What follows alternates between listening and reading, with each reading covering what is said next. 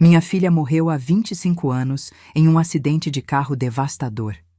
Eu a enterrei num cemitério no outro lado da cidade. Fiquei ao lado do caixão até ele descer à sepultura. Mas ontem à noite, às 3h17 da madrugada, recebi uma ligação e o nome dela apareceu na tela. Atendi com as mãos trêmulas e ouvi sua voz assustada. Mãe, onde estou? Está tudo escuro e estou com medo. Era ela. Impossível, mas era. Mas antes de continuar, confira se você já está inscrito no canal e escreva nos comentários. De onde você está assistindo este vídeo? Adoramos saber até onde nossas histórias estão chegando. Tudo começou na noite passada. Eram exatamente 3h17 da manhã quando meu celular tocou. Acordei sobressaltada. Uma ligação naquele horário nunca traz boas notícias. Esfreguei os olhos e alcancei o aparelho no criado mudo. A luz da tela me cegou por um instante, mas quando consegui focar, meu coração parou. Ana, chamando. Impossível. Ana morreu em um acidente de carro quando tinha apenas 19 anos. Era outubro de 2000, 25 anos atrás. Eu mesma a enterrei. Eu mesma tinha ficado ao lado do caixão enquanto o baixavam à sepultura. Durante todos esses anos, guardei o número dela nos meus contatos. Uma forma de manter alguma conexão, por mais irracional que fosse. Não consegui deletar, assim como não consegui me desfazer de suas roupas, dos seus brinquedos da infância, das suas revistas favoritas e dos seus CDs. O telefone continuava tocando. Insistente, quase acusador. Minha primeira reação foi de puro terror. Encarei o nome e a foto na tela. Aquela foto dela sorrindo na formatura do ensino médio, apenas 6 meses antes do acidente. Pensei em rejeitar a chamada, em jogar o celular longe. Pensei que poderia ser um engano, ou pior, alguma brincadeira cruel. Mas algo dentro de mim não permitiu. Uma curiosidade misturada com esperança. Aquela esperança irracional que todas as mães que perderam filhos carregam. E se... No quinto toque, atendi. Alô? Minha voz falhou, quase inaudível. Silêncio. Alguns segundos que pareceram eternos. Então ouvi uma voz. Mãe? A voz dela. Exatamente como eu lembrava. Jovem, suave, mas agora trêmula, confusa. Mãe, onde estou? Está tudo escuro aqui. Não consigo ver nada. Não consegui respirar. As paredes do meu quarto pareceram se fechar ao meu redor. Apertei o telefone contra a orelha com tanta força que meus dedos ficaram brancos. Ana? Foi tudo que consegui dizer. Sim, sou eu. Mãe, tem algo errado. Não sei onde estou. Não consigo me lembrar como cheguei aqui. Sentei-me na cama, acendi o abajur. Precisava ter certeza de que não estava sonhando. Belisquei meu braço e senti a dor. Real. Estava acordada. Ana, você... As palavras não saíam. Eu o quê, mãe?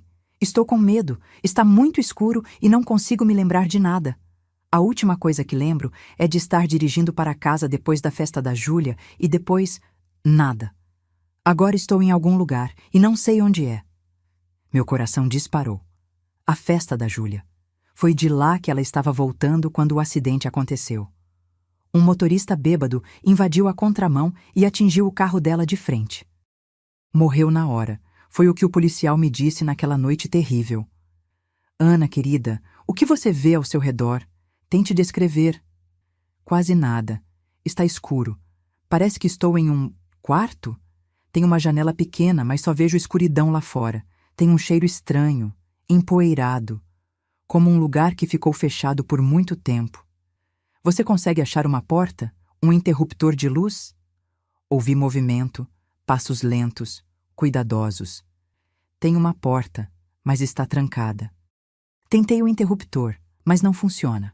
Mãe, que lugar é esse? Como vim parar aqui? Minhas mãos tremiam tanto que mal conseguia segurar o telefone.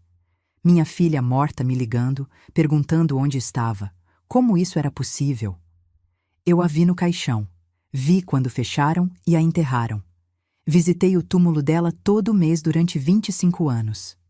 Ana, Escute, vou te ajudar, está bem?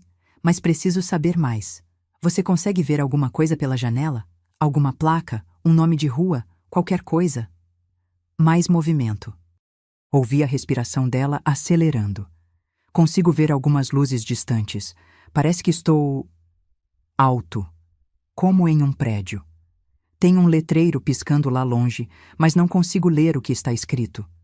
Mãe, estou com medo, porque não sei como vim parar aqui. E por que meu corpo parece diferente? Diferente como? Minha voz falhou. Não sei explicar. Minhas mãos parecem mais velhas. E tem um espelho aqui. Quase não consigo ver, mas o reflexo não parece comigo. Ou parece, mas mais velha. Mãe, o que está acontecendo comigo? Fechei os olhos com força. Era demais para processar. Minha filha, que deveria ter 44 anos hoje se estivesse viva, descrevendo um corpo mais velho que o que tinha quando morreu. Isso não fazia sentido. Ana, você se lembra do acidente? Silêncio. Que acidente? Respirei fundo. O acidente de carro, depois da festa da Júlia. Mais silêncio. Então, um som, como um soluço abafado. Mãe, tem algo muito estranho. Quando você falou do acidente, eu vi, como um flash. O carro vindo na minha direção. As luzes. O impacto. E depois, nada. Como se tivesse um vazio. Um grande vazio, e então eu acordando aqui, neste lugar escuro. Sua voz estava trêmula. Mãe, eu morri naquele acidente? Não pude conter as lágrimas. Sim, meu amor. Você morreu há 25 anos. O silêncio que seguiu foi o mais pesado que já experimentei em toda a minha vida.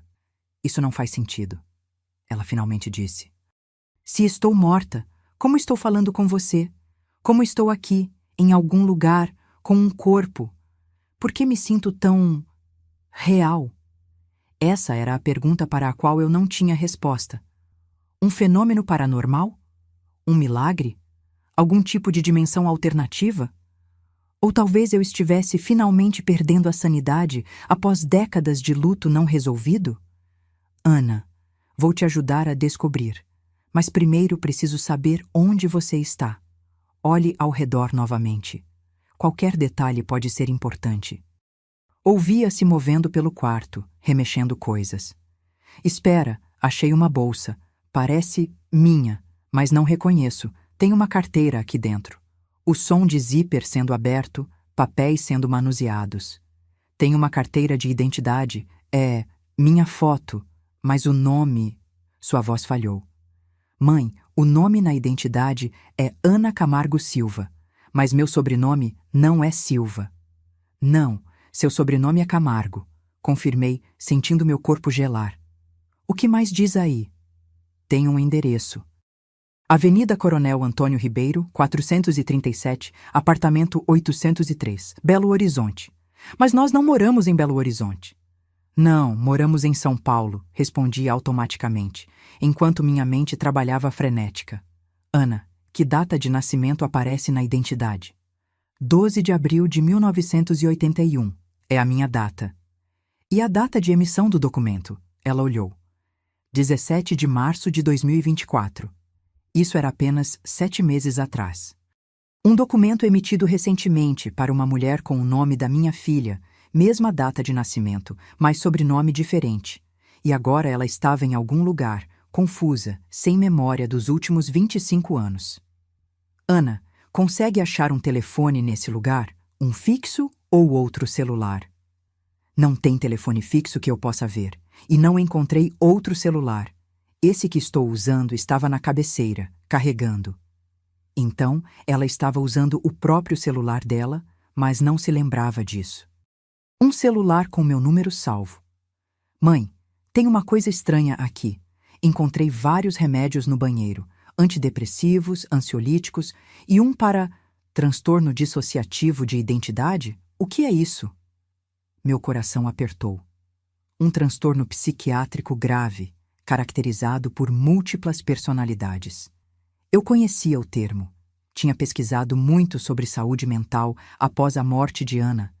procurando alguma forma de lidar com minha própria depressão. Ana, comecei com cuidado, acho que você está no seu próprio apartamento, um apartamento em Belo Horizonte onde você vive agora. Como posso viver em um apartamento se estou morta há 25 anos? A voz dela estava mais agitada agora. Mãe, isso não faz nenhum sentido. Eu sei, querida, para mim também não, mas vamos descobrir juntas. Você consegue abrir as cortinas? Ver melhor lá fora? Ouvi passos, o som de cortinas sendo abertas. É uma cidade. Estou vendo prédios, luzes. Parece ser de madrugada ainda. Procure algo com o nome da cidade, uma placa, um outdoor, qualquer coisa. Mais alguns instantes de silêncio. Tem um outdoor grande. Posso ver. Prefeitura de Belo Horizonte. Então é verdade, estou mesmo em BH. A voz dela ficou mais baixa. Mãe, e se eu não morri? E se tudo isso for algum tipo de engano? A possibilidade me atingiu como um raio. Seria possível? Teria eu enterrado outra pessoa achando que era minha filha? Mas eu a vi. Reconheci seu rosto, suas mãos. Identifiquei o corpo. Ana, tente destrancar a porta. Precisamos descobrir onde você está exatamente. Já tentei. Está trancada por fora. Parece que estou presa aqui. Um calafrio percorreu minha espinha. Presa? Por quê? Por quem? Espere, ouvi algo. A voz dela ficou tensa. Tem alguém do lado de fora. Estou ouvindo passos. Meu coração disparou. Ana, esconda o telefone. Não deixe ninguém saber que estamos conversando. Mãe, estou com medo. A voz dela era quase um sussurro agora. Vai ficar tudo bem. Vou descobrir onde você está e vou te buscar. Prometo. A pessoa está colocando a chave na porta, ela sussurrou. Mãe, se algo acontecer... Não vai acontecer nada, interrompi, tentando soar mais confiante do que me sentia. Esconda o telefone. Me ligue de volta assim que puder. Te amo, mãe. Também te amo, Ana. Mais que tudo. A ligação foi encerrada. Fiquei sentada na cama, com o telefone ainda pressionado contra a orelha, os olhos arregalados fixos na parede à minha frente. O que acabara de acontecer? Estaria eu sonhando? Alucinando? Olhei para o telefone. A chamada estava registrada no histórico. Ana, 3:17, 12 minutos e 43 segundos. Real. Tinha acontecido. Minha filha estava viva. De alguma forma, em algum lugar, ela estava viva. E eu precisava encontrá-la. O sol mal começava a nascer quando saí de casa, dirigindo em alta velocidade para a rodoviária. Durante a madrugada, não consegui dormir um minuto sequer. Passei as horas pesquisando na internet sobre o endereço que Ana havia mencionado. Avenida Coronel Antônio Ribeiro, 437, em Belo Horizonte. Era um prédio residencial numa área nobre da cidade, construído apenas 15 anos atrás. Como Ana poderia morar ali se tinha morrido há 25? A resposta mais lógica era que não era realmente Ana. Talvez fosse uma mulher com o mesmo nome, que de alguma forma conseguiu meu número e estava me pregando uma peça cruel. Mas aquela voz era a voz da minha filha. Uma mãe nunca esquece a voz de seu filho. E havia também a questão do sobrenome. Silva. Ana Camargo Silva. Silva era o sobrenome do ex-namorado dela, Ricardo. Eles namoravam na época do acidente. Ele foi ao enterro, completamente devastado. Perdemos contato alguns anos depois, quando ele se mudou para outro estado. Enquanto dirigia, decidi ligar para minha irmã, Lúcia. Precisava contar a alguém, por mais insano que parecesse. Helena, tudo bem? São 6 da manhã. Ela atendeu, sonolenta. Lúcia, preciso te contar uma coisa, mas você tem que me prometer que não vai me achar louca. O que aconteceu? A preocupação em sua voz era evidente. Recebi uma ligação da Ana ontem à noite. Silêncio do outro lado. Lúcia sabia o quanto eu havia sofrido com a morte de minha única filha. Sabia que eu nunca superei completamente. Helena, ela começou com cuidado. Ana faleceu há muitos anos. Eu sei disso, sei como soa, Mas juro que recebi uma ligação. O número dela apareceu no meu celular. Era a voz dela, Lúcia. Estou indo para Belo Horizonte agora. Belo Horizonte? Por quê? Expliquei rapidamente sobre o endereço, a identidade com nome diferente, tudo o que Ana havia me contado. Helena, por favor, pare o carro. Você não está em condições de dirigir. Isso deve ter sido um sonho muito vívido. Não foi um sonho, insisti, a frustração crescendo em minha voz. Posso te mostrar o registro da chamada quando nos encontrarmos. 12 minutos e 43 segundos. Você acha que sonhei tão precisamente assim? Outro silêncio. E se eu estiver certa, Lúcia? E se por algum milagre minha filha estiver viva? Como posso não investigar? Ouvi um suspiro profundo do outro lado da linha. Tudo bem. Mas não vá sozinha. Vou com você. Me encontre na rodoviária. Qual ônibus você vai pegar? Senti alívio percorrer meu corpo. Lúcia sempre foi meu porto seguro, especialmente depois que perdi Ana e meu casamento desmoronou logo em seguida. O das 7h30. Chega a Belo Horizonte às 15h40. Estarei lá. E Helena, tente não criar expectativas muito altas. Há muitas explicações possíveis para o que aconteceu, e nem todas elas significam que Ana está viva. Ela estava certa, claro. A explicação mais provável era que eu havia sofrido algum tipo de episódio psicótico. Aos 65 anos, depois de décadas lutando contra a depressão e o luto, não seria surpreendente. Mas algo dentro de mim, aquele instinto materno que nunca falha, me dizia que havia mais nessa história. Na rodoviária, Lúcia já me esperava. Aos 58 anos, minha irmã caçula ainda mantinha a mesma expressão determinada de sempre, embora os cabelos antes pretos agora estivessem quase completamente grisalhos. Ela me abraçou forte, sem dizer nada. Não precisava. Aquele abraço dizia tudo. Estou aqui, não importa o que aconteça. Entramos no ônibus e, durante a viagem, mostrei a ela o registro da chamada no meu telefone. Seus olhos se arregalaram ao ver o nome e a duração. Você ainda tem o número dela salvo? Não era uma pergunta, mas uma constatação. Nunca consegui apagar. Pagava a conta todo mês mesmo com o número cancelado, só para manter ativo nos meus contatos. Soava irracional dizer em voz alta, mas Lúcia não me julgou. Já tentou ligar de volta? Várias vezes. Só chama até cair na caixa postal. Minha voz falhou. Uma mensagem automática, não a voz dela. Lúcia segurou minha mão. Vamos descobrir o que está acontecendo, Helena. Se for um trote cruel, essa pessoa vai se arrepender amargamente. Se for outra coisa... Ela deixou a frase no ar. A viagem para Belo Horizonte parecia interminável. A cada minuto, eu checava o celular, esperando que Ana ligasse novamente. Tentava imaginar o que poderia ter acontecido na noite anterior. Quem era a pessoa que entrou no quarto onde ela estava? Seria alguém que a mantinha prisioneira? Ou seria um cuidador, um médico, talvez um familiar? Em algum momento, Lúcia deve ter percebido minha ansiedade crescente, pois colocou a mão sobre a minha. Enquanto estávamos esperando, fiz algumas pesquisas no celular, ela disse. Sobre esse transtorno dissociativo que você mencionou. Olhei para ela, atenta. É um transtorno raro, mas documentado. Em casos extremos, uma pessoa pode desenvolver personalidades alternativas tão distintas que nem sabem da existência uma da outra. Algumas dessas personalidades podem até mesmo acreditar que são pessoas diferentes, com nomes e histórias de vida completamente separados. Você acha que a pessoa que me ligou pode ter esse transtorno? Que ela realmente acredita ser Ana? Lúcia deu de ombros. É uma possibilidade. Talvez seja alguém que conhecia Ana ou que conhecia nossa família, alguém que, por alguma razão, desenvolveu uma personalidade que acredita ser ela. A teoria fazia sentido, mas não explicava tudo. Como essa pessoa teria meu número? Como saberia detalhes sobre a festa da Júlia, sobre o acidente? Há outra possibilidade, disse baixinho.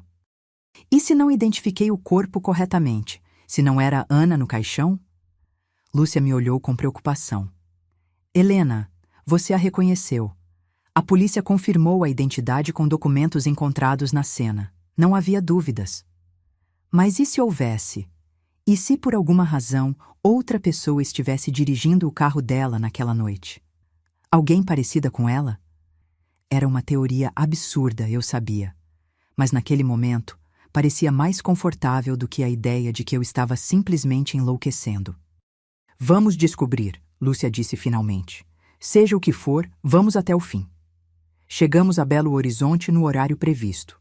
O sol já começava a se pôr quando pegamos um táxi para o endereço da Avenida Coronel Antônio Ribeiro. O prédio era exatamente como eu havia visto nas fotos online. Moderno, com cerca de 12 andares, fachada de vidro e concreto, em um bairro claramente de classe média alta. Parei na calçada em frente ao edifício, sentindo meu coração acelerar. Estava realmente ali, prestes a descobrir o que havia por trás daquela ligação impossível. Vamos fazer isso direito, disse Lúcia, sempre prática. Não podemos simplesmente entrar gritando o nome da Ana. Precisamos de um plano. Ela tinha razão, claro. Se Ana realmente estava lá, e se estava em algum tipo de perigo, como a ligação sugeria, precisávamos agir com cautela. Podemos dizer que somos parentes que viemos visitar, sugeri. E se o porteiro ligar para confirmar? Se Ana não se lembra de nós, ou pior, se quem estiver com ela não quiser que a encontremos? Era um bom ponto. Naquele momento, como se o destino tivesse ouvido nossas dúvidas, meu telefone tocou. O nome de Ana piscou na tela. Atendi imediatamente, meu coração quase saltando pela boca. Ana? Mãe. A voz dela soava diferente agora. Mais firme, mas também mais fria. Onde você está? Estou em Belo Horizonte, na frente do seu prédio. Um silêncio pesado. Como você chegou aí tão rápido? Peguei o primeiro ônibus da manhã. Ana, o que está acontecendo? Quem estava entrando no seu quarto ontem à noite? Mais silêncio. Então, um suspiro profundo. Era meu marido, Ricardo. Mãe, preciso que você vá embora. Ricardo. O ex-namorado dela do tempo do colégio era agora seu marido. Isso não fazia sentido. Ana, não vou a lugar nenhum até entender o que está acontecendo. Você me ligou de madrugada, confusa, assustada. Disse que não sabia onde estava, que não se lembrava dos últimos 25 anos. Como espera que eu simplesmente vá embora? Mãe, eu estava tendo um episódio. Isso acontece às vezes. Faz parte do meu transtorno. Por favor, vá embora. Você vai apenas complicar as coisas. A voz dela soava tão diferente agora, quase como se fosse outra pessoa. Não. Minha voz era firme. Não vou embora sem te ver, sem ter certeza de que você está bem. Outro suspiro. Tudo bem. Apartamento 803. Vou avisar na portaria que você está subindo. A ligação foi encerrada antes que eu pudesse dizer mais alguma coisa. Olhei para Lúcia, que havia escutado minha parte da conversa. Vamos subir. Parece que ela nos espera. Lúcia assentiu, mas seu rosto mostrava preocupação. Tenha cuidado, Helena. Não sabemos o que vamos encontrar lá em cima. Atravessamos a recepção, onde um porteiro nos informou que já havíamos sido anunciadas. Subimos no elevador em silêncio, cada uma perdida em seus próprios pensamentos. No 8º andar, caminhamos pelo corredor até encontrar o apartamento 803. Minha mão tremia ao apertar a campainha. A porta foi aberta quase imediatamente. E lá, diante de mim, estava Ana. Ou melhor, uma mulher que parecia Ana, mas 25 anos mais velha. Os mesmos olhos castanhos, o mesmo formato de rosto, mas com rugas que minha filha nunca chegou a desenvolver. O cabelo, que Ana sempre usou comprido, agora estava curto, na altura dos ombros, com alguns fios grisalhos nas têmporas. Ficamos nos encarando por um longo momento, nenhuma de nós capaz de falar. Foi ela quem quebrou o silêncio. Olá, mãe, ela disse, sua voz controlada. Por favor, entrem. Dei um passo à frente, as pernas bambas. Era ela. Mesmo 25 anos depois, eu reconheceria minha filha em qualquer lugar. Ana, sussurrei. É realmente você? Depende do que você quer dizer com realmente. Ela respondeu, abrindo mais a porta para que entrássemos. O apartamento era elegante, decorado em tons neutros. Na sala de estar, um homem se levantou quando entramos. Reconheci-o imediatamente, apesar das décadas que haviam passado. Ricardo Silva, o namorado de Ana da época do colégio. Senhora Camargo, ele disse, visivelmente desconfortável. Não esperávamos sua visita. Obviamente, respondi secamente, antes de me voltar para Ana. Você me ligou ontem à noite. Estava confusa, assustada. Disse que não sabia onde estava, que não se lembrava dos últimos 25 anos. Ana e Ricardo trocaram olhares. Mãe, como eu disse ao telefone, tive um episódio. Tenho um transtorno dissociativo. Às vezes tenho lapsos, episódios onde não me lembro de quem sou, onde estou. Mas você sabia quem eu era. Me chamou de mãe. Falou sobre o acidente. Ana olhou para Ricardo novamente, como se pedisse ajuda. Senhora Camargo, Ricardo interveio. Ana tem esse transtorno há anos. Durante os episódios, ela frequentemente reverte para a época do acidente. É como se sua mente tivesse ficado presa naquele momento traumático. Então você está me dizendo que ela não morreu naquele acidente? Que sobreviveu todos esses anos e ninguém me contou? Ana suspirou. Mãe, sente-se, por favor. Isso vai ser difícil de ouvir. Sentei-me no sofá, com Lúcia ao meu lado. Ana sentou-se na poltrona à nossa frente. Ricardo permaneceu de pé, como se estivesse pronto para intervir se necessário. Eu não morri no acidente, Ana começou. Mas sofri ferimentos graves, incluindo traumatismo craniano. Fiquei em coma por 6 semanas. Quando acordei, não me lembrava de quase nada da minha vida. Os médicos chamam isso de amnésia retrógrada. E ninguém me avisou? Ninguém achou que a mãe dela deveria saber que sua filha estava viva? Minha voz tremia de raiva e incredulidade. Ana e Ricardo trocaram outro olhar significativo. Mãe, você sabia, Ana disse finalmente. Você estava lá quando eu acordei do coma. Você e papai estavam no hospital. Os médicos explicaram minha condição, que eu poderia nunca recuperar completamente a memória. Balancei a cabeça, sentindo como se estivesse perdendo o chão. Isso é impossível. Eu te enterrei. Visitei seu túmulo por 25 anos. Não, mãe. Você enterrou suas esperanças de ter sua filha de volta como ela era. Quando ficou claro que eu nunca voltaria a ser a mesma, que minhas memórias talvez nunca retornassem completamente, você não conseguiu lidar com isso. Você se afastou. Papai também. Vocês se divorciaram pouco depois. Olhei para Lúcia, buscando apoio, confirmação de que isso não poderia ser verdade. Mas o rosto dela estava pálido, os olhos arregalados em choque ou... Reconhecimento? Lúcia? Sussurrei. Minha irmã pegou minha mão, apertando-a com força. Helena, ela disse suavemente. Acho que precisamos considerar a possibilidade de que suas memórias sobre os eventos após o acidente podem não ser precisas. O que você está dizendo? Minha voz era apenas um sussurro agora. Que inventei tudo. O funeral, as visitas ao cemitério, 25 anos de luto? Não inventou, Ana interveio. Seu cérebro criou uma narrativa alternativa, uma que era mais suportável do que a realidade. Os médicos chamam isso de transtorno dissociativo. É o que eu tenho. É o que você tem também, mãe. Impossível. Era a única palavra que ecoava na minha mente enquanto encarava aquela mulher que afirmava ser minha filha. Como eu poderia ter inventado 25 anos de memórias tão vívidas, tão dolorosas? O funeral, o caixão sendo baixado à terra, as visitas semanais ao cemitério, as lágrimas derramadas sobre aquela lápide fria?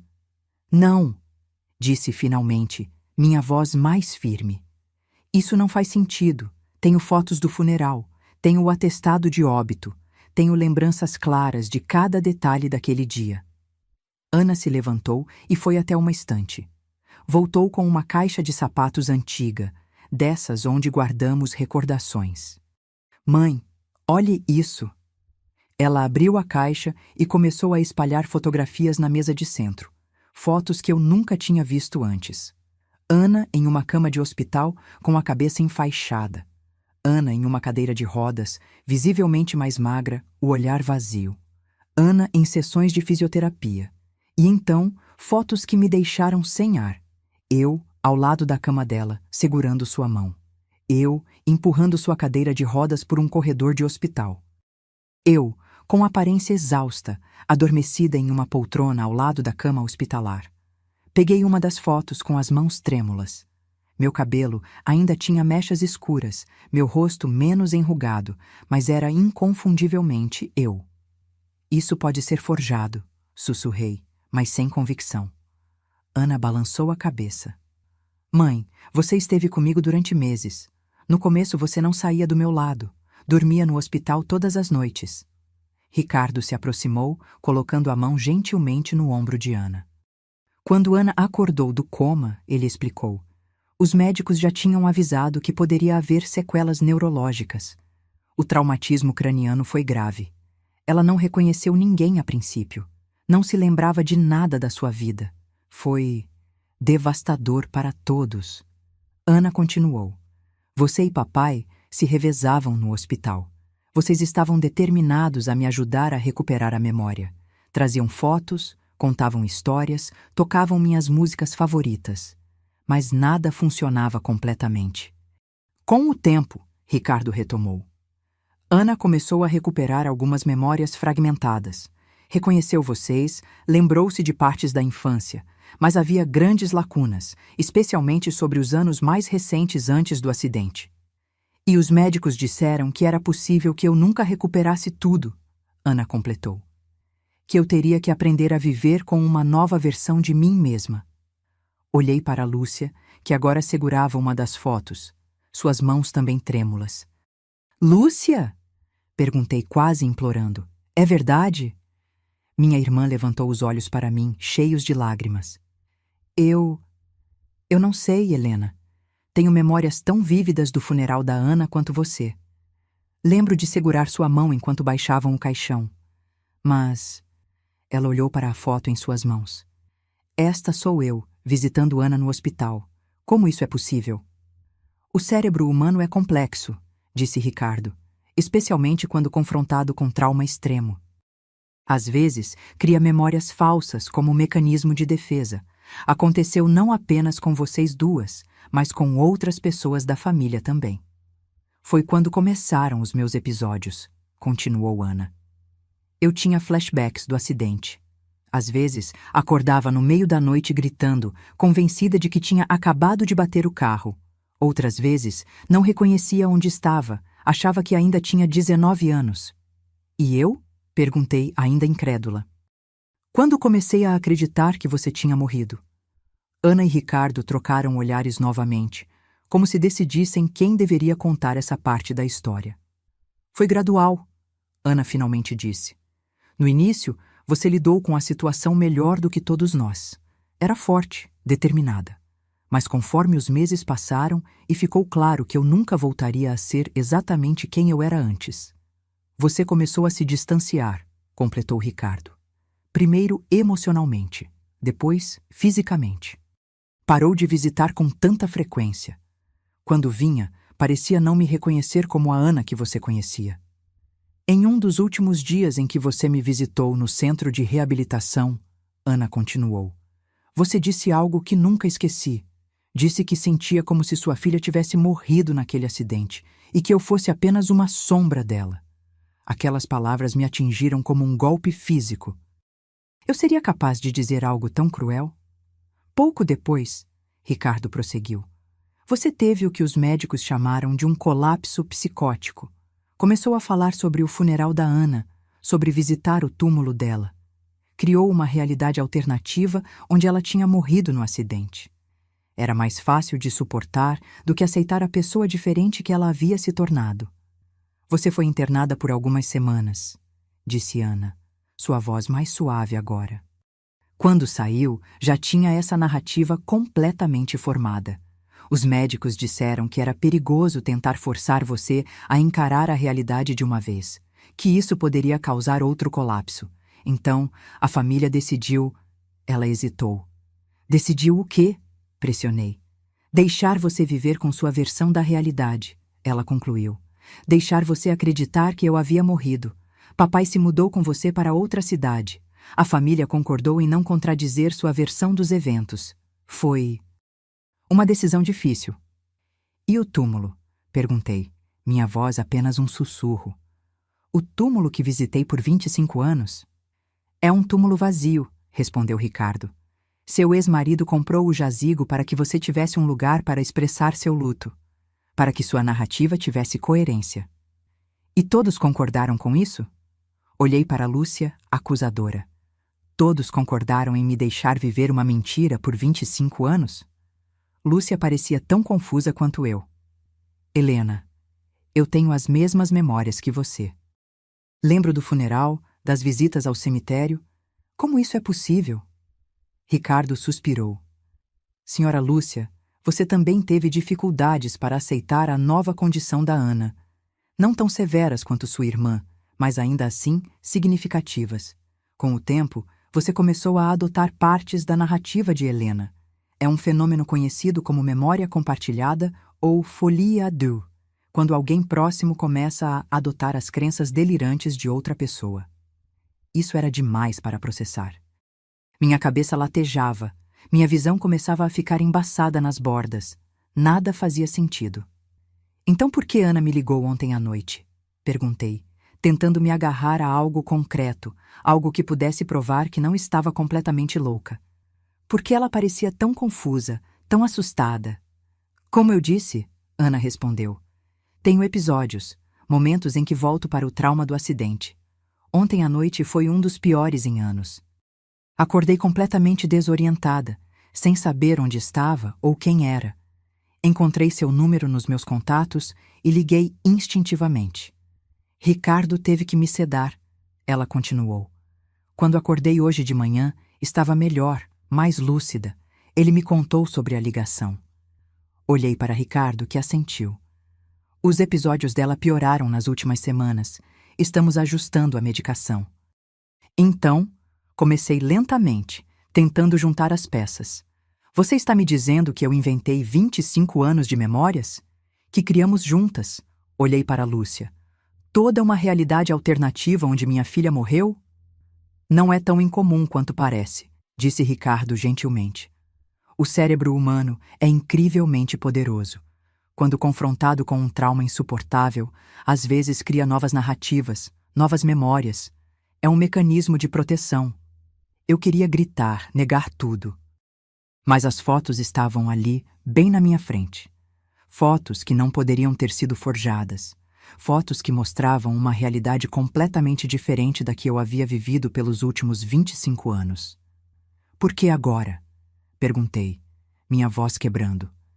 Por que, depois de todos esses anos, isso está vindo à tona agora? Ana hesitou, trocando um olhar com Ricardo antes de responder. Mãe, estou grávida. Vou ter um bebê em 4 meses. Ricardo e eu decidimos que era hora de tentar reconectar com você. Que nosso filho merecia conhecer a avó. Não planejávamos que fosse assim, com um episódio no meio da noite, mas talvez tenha sido o destino. Um bebê. Minha filha, que eu acreditei estar morta por 25 anos, estava prestes a ter um filho. Eu seria avó. Foi demais. Senti o mundo girar ao meu redor e então, escuridão. Acordei em um quarto desconhecido, deitada em uma cama confortável. A luz suave do abajur iluminava parcialmente o ambiente. Conforme meus olhos se ajustavam, percebi que estava em um quarto de hóspedes, provavelmente no apartamento de Ana. Ana, minha filha que eu acreditava estar morta. As memórias da conversa voltaram como uma enxurrada. As fotos, as explicações, a revelação sobre o bebê. Seria tudo real ou eu estava tendo algum tipo de colapso psicótico? A porta se abriu suavemente e Lúcia entrou, carregando um copo d'água. Você está acordada, ela disse, sentando-se na beirada da cama. Como se sente? Como se o mundo inteiro tivesse virado de cabeça para baixo, respondi, aceitando o copo e tomando um gole. Quanto tempo fiquei desacordada? Apenas alguns minutos. Ricardo te carregou até aqui. Ele é médico, sabia? Balancei a cabeça. Não sabia nada sobre a vida da minha filha nos últimos 25 anos. Uma vida que, aparentemente, ela realmente viveu, enquanto eu estava presa em uma realidade alternativa que meu cérebro havia criado. Lúcia, comecei, minha voz baixa. Você realmente acredita nessa história? Que inventamos tudo? O funeral, o luto, as visitas ao cemitério? Minha irmã suspirou profundamente. Não sei o que acreditar, Helena. Tenho memórias tão vívidas quanto as suas. Lembro claramente de segurar sua mão no funeral, de visitar o túmulo com você em datas especiais. Mas aquelas fotos... Ela balançou a cabeça. Aquelas fotos não podem ser falsas. E Ana, ela é tão parecida. Mais velha, diferente em alguns aspectos, mas inegavelmente Ana. Como podemos ter inventado a mesma realidade? Perguntei. Como duas pessoas podem ter exatamente as mesmas memórias falsas? Ricardo mencionou algo chamado folie à deux. Pesquisei no meu celular enquanto você estava desacordada. É quando uma pessoa com um transtorno psicótico influencia outra pessoa próxima a compartilhar o mesmo delírio. Geralmente acontece entre familiares, pessoas que passam muito tempo juntas. Tentei absorver aquela informação. Seria possível que meu cérebro traumatizado tivesse criado uma realidade alternativa tão poderosa que arrastou minha irmã para dentro dela também? O que fazemos agora? Perguntei, sentindo-me completamente perdida. Lúcia pegou minha mão. Acho que precisamos estar abertas à possibilidade de que nossa versão dos eventos pode não ser a correta. Que talvez, apenas talvez, Ana realmente sobreviveu ao acidente. A porta se abriu novamente e Ana entrou, carregando uma bandeja com chá e biscoitos. Ver minha filha, 25 anos mais velha do que em minhas memórias, realizando um gesto tão simples e doméstico como servir chá, era surreal. Achei que vocês poderiam querer algo para comer, ela disse, colocando a bandeja sobre a mesinha de cabeceira. Ricardo teve que sair, uma emergência no hospital, mas disse que voltará logo. Ana sentou-se na poltrona próxima à cama, estudando meu rosto como se tentasse memorizar cada detalhe. Sei que isso é muito para processar, ela disse suavemente. Não esperávamos que acontecesse assim.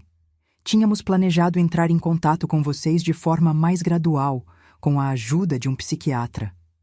Por que esperou tanto tempo? Perguntei, a mágoa evidente em minha voz. 25 anos, Ana. 25 anos acreditando que minha única filha estava morta. Ela abaixou o olhar, as mãos inquietas no colo. No início, foi decisão dos médicos e da família. Você estava muito frágil psicologicamente. Depois,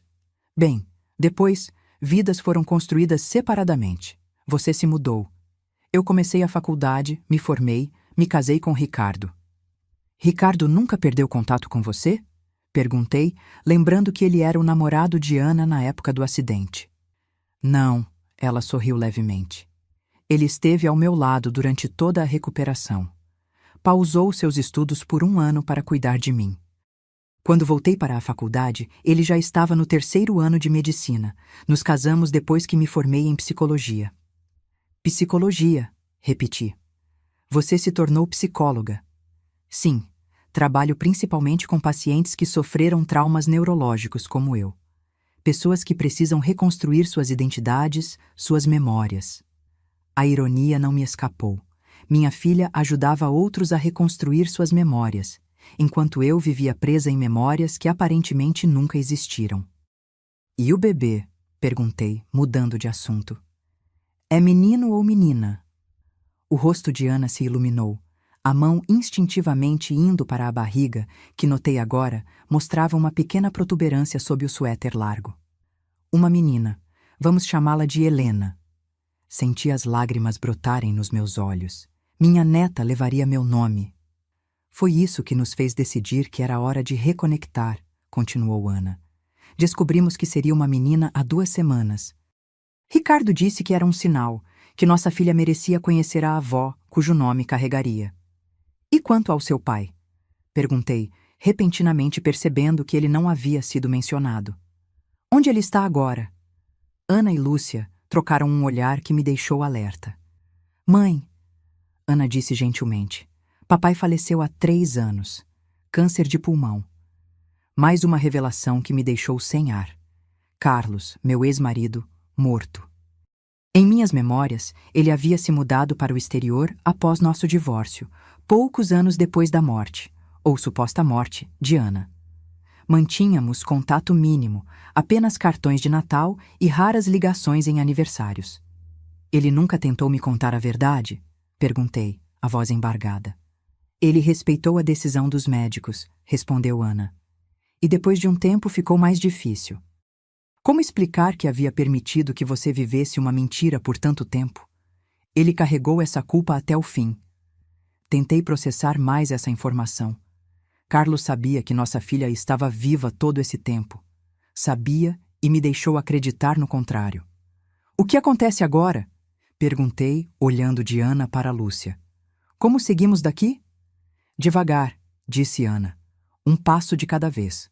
Ricardo conhece um excelente psiquiatra que pode nos ajudar. Alguém especializado em casos como o seu. Casos como o meu, repeti mecanicamente.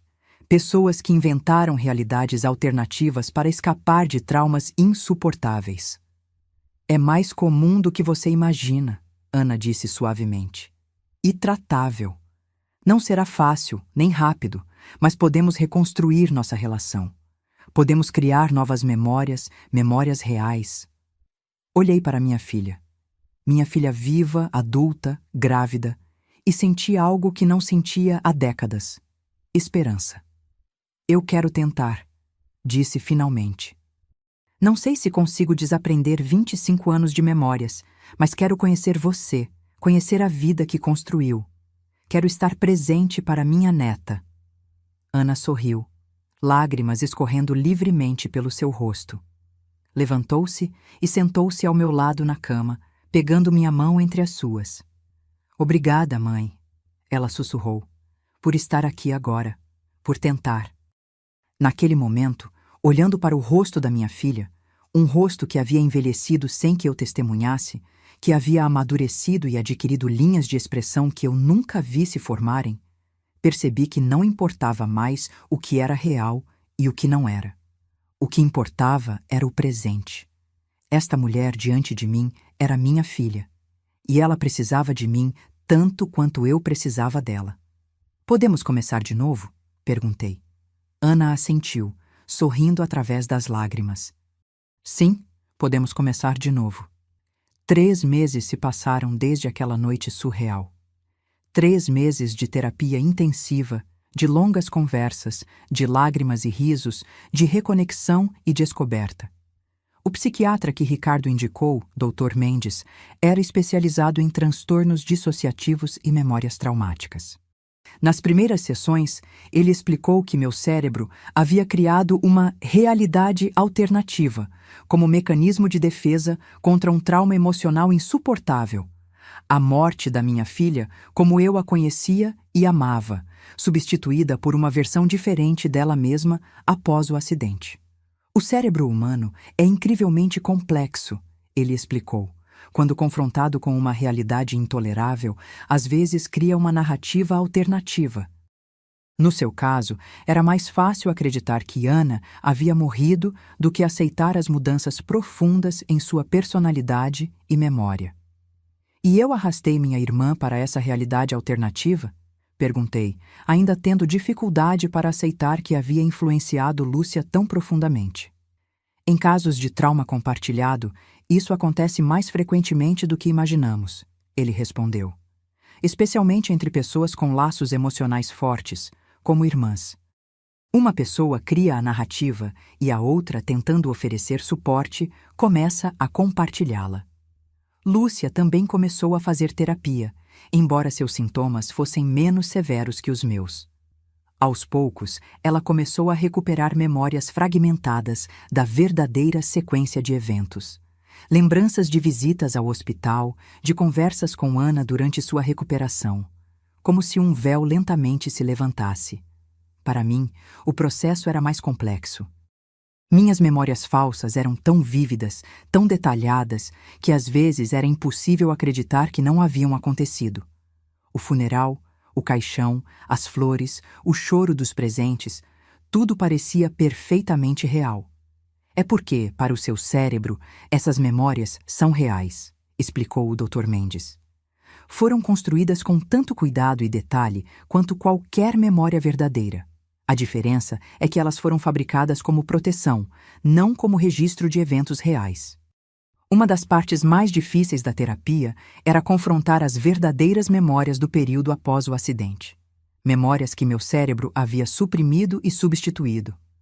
Com a ajuda de fotos, vídeos e relatos de Ana, Ricardo e outros familiares, comecei a reconstruir fragmentos do que realmente havia acontecido. Lembrei-me vagamente de longas noites no hospital, do desespero ao ver minha filha lutando para reconhecer seu próprio reflexo, da frustração quando ela não conseguia se lembrar de momentos significativos de nossa vida juntas. Lembrei-me, com intensa vergonha, de ter dito aquelas palavras cruéis que Ana mencionou, que sentia como se minha verdadeira filha tivesse morrido no acidente e que ela era apenas uma sombra. Não se culpe por isso, Ana me disse quando confessei essa memória recuperada. Você estava passando pelo seu próprio trauma. Todos estávamos tentando lidar com a situação da melhor forma possível. Nossa relação começou a se reconstruir lentamente. A princípio era estranho, quase artificial. Como conhecer uma estranha que, ao mesmo tempo, era incrivelmente familiar. Ana tinha gestos, expressões, que eram inconfundivelmente dela, a mesma Ana que eu conhecia. Mas também tinha novos maneirismos, novas opiniões, uma vida inteira de experiências que eu não compartilhei. Mudei-me temporariamente para Belo Horizonte, alugando um pequeno apartamento próximo ao dela. Lúcia voltou para São Paulo, mas nos visitava regularmente. Aos poucos, comecei a conhecer a vida adulta da minha filha. Seu trabalho como psicóloga, seus amigos, seus gostos e desgostos. Conheci Ricardo melhor também. Não mais como o namoradinho adolescente de Ana, mas como um homem maduro, um médico respeitado, um marido devotado que tinha ficado ao lado dela quando outros abandonaram. E então, há 2 semanas, Helena nasceu. Estava no hospital quando aconteceu. Ana teve um parto relativamente tranquilo. 8 horas de trabalho de parto, sem complicações. Quando a enfermeira colocou aquele pequeno embrulho nos braços da minha filha, algo mudou dentro de mim. Como se uma porta que estivera trancada por 25 anos finalmente se abrisse. Olhando para minha neta, tão pequena, tão perfeita, com os mesmos olhos de Ana quando bebê, senti uma onda de amor que varreu todas as dúvidas, todas as confusões sobre o que era real e o que não era. Aquele momento era real. Aquele bebê era real. Minha filha, segurando sua própria filha, era real. Quer segurá-la? Ana perguntou, sorrindo exausta, mas radiante. Com mãos trêmulas, peguei minha neta pela primeira vez. Helena abriu os olhos por um instante, olhando diretamente para mim antes de voltar a dormir, confiante e segura em meus braços. Olá, Helena, sussurrei. Eu sou sua avó. Vamos nos conhecer melhor do que qualquer avó e neta já se conheceram. Foi naquele momento que percebi. Não importava mais o passado. Não importavam as memórias perdidas, as décadas desperdiçadas em uma realidade que nunca existiu. O que importava era o presente e o futuro que poderíamos construir juntas. Hoje, olhando pela janela do meu pequeno apartamento, vejo Ana chegando com o carrinho de bebê para nossa caminhada diária no parque. Ela acena ao me ver, seu rosto iluminado por um sorriso. Não é o mesmo rosto da menina de 19 anos que vive em minhas memórias. É o rosto de uma mulher de 44 anos, com linhas de expressão, com a sabedoria que vem da idade e da experiência. É o rosto da minha filha, que eu pensei ter perdido, mas que, na verdade, apenas seguiu um caminho diferente do que eu imaginava para ela. Pego minha bolsa e desço para encontrá-las. Helena está acordada hoje, seus olhinhos curiosos observando o mundo ao seu redor. Ana me abraça quando chego, um abraço que ainda estamos reaprendendo, mas que a cada dia se torna mais natural, mais familiar. Como estão minhas garotas favoritas? Pergunto, beijando o topo da cabeça de Helena. Estamos ótimas, responde Ana. Helena dormiu quase 5 horas seguidas ontem à noite, um verdadeiro milagre. Rimos juntas e começamos nossa caminhada. O sol está brilhando, o dia está lindo e estamos juntas. Minha filha, minha neta e eu. Ainda tenho momentos de confusão, momentos em que acordo no meio da noite e não consigo distinguir o que é real e o que é fabricado. O Dr. Mendes diz que isso é normal, que pode levar anos até que meu cérebro reorganize completamente suas memórias. Mas isso não me assusta mais, porque agora sei que, independentemente do que aconteceu no passado, independentemente das realidades alternativas que meu cérebro possa ter criado, o presente é real. Minha filha está viva. Tenho uma neta linda. E temos todo o tempo do mundo para construir novas memórias juntas. Memórias que ninguém, nem mesmo meu próprio cérebro, poderá tirar de mim. No final, percebi uma verdade profunda. Às vezes, a mente cria mentiras para nos proteger de verdades dolorosas demais para suportar. E às vezes, é apenas quando estamos prontos para enfrentar essas verdades que podemos finalmente encontrar a paz. A vida me deu uma segunda chance que eu nunca soube que precisava. Uma chance de conhecer minha filha não como a adolescente congelada no tempo pelas minhas falsas memórias, mas como a mulher incrível que ela se tornou. Uma chance de ser avó, de transmitir amor e sabedoria para uma nova geração. E mais importante, uma chance de finalmente deixar o luto para trás e começar a viver novamente. Recebi uma ligação na madrugada que mudou tudo. Uma ligação impossível, de uma filha que eu acreditava estar morta. Uma ligação que abriu uma porta para uma realidade que eu havia negado por 25 anos. E estou eternamente grata por ter atendido. Agora, se você gostou dessa história, clica em S inscrever e me diz nos comentários qual parte te deixou de queixo caído. Ah, e não esqueça de se tornar membro para ter acesso a vídeos exclusivos que não posto aqui. Te espero lá.